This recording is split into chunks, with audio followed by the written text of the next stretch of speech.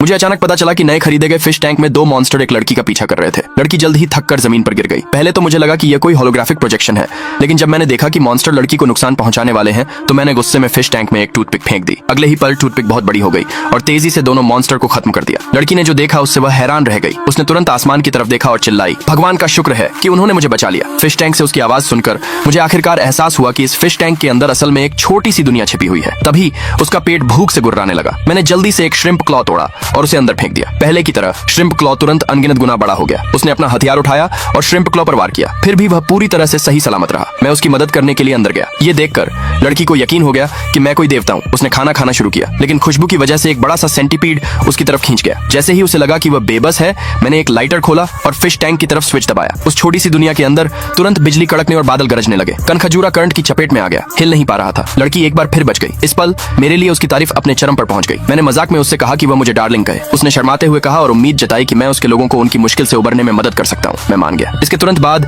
लड़की अपने कबीले में लौट आई। उसके लाए बड़े झींगे के पंजे को देखकर सब लोग पूरी तरह चौंक गए, खासकर इसलिए क्योंकि वे कई दिनों से मॉन्स्टर्स से घिरे हुए थे और 3 दिन पहले ही उनका खाना खत्म हो गया था। उन्होंने तुरंत दावत शुरू कर दी, लेकिन तभी मॉन्स्टर आर्मी ने एक और हमला कर दिया। कबीले के लीडर ने जल्दी से विरोध का नेतृत्व किया, लेकिन वह उनका मुकाबला नहीं कर सकी। जैसे ही मॉन्स्टर्स हमला करने वाले थे, लड़की बेचैनी से आसमान की ओर चिल्लाई, डार्लिंग, क्या तुम मेरी मदद कर सकती हो? मैंने उससे पूछा कि उसे क्या चाहिए। उसने कहा कि उसे बिजली की ताकत चाहिए। तो मैंने टैंक में 2 बैटरी डाल दी। हवा में बिजली की चिंगारियां चमकती देखकर मॉन्स्टर डर से कांपने लगे। फिर एक गद्दार इंसान दिखाई दिया। उसके पास बहुत ताकतवर काला जादू था और कोई भी उसके सामने टिक नहीं सकता था। लड़की ने एक बार फिर मेरी मदद के लिए पुकारा। इस बार मैंने एक लेजर पॉइंटर का इस्तेमाल किया। तेज रोशनी की एक किरण उस छोटी दुनिया में चमकी और गद्दार तुरंत गायब हो गया। लड़की और उसके लोग आखिरकार बच गए। दूसरे पार्ट के लिए कमेंट में यस लिखे।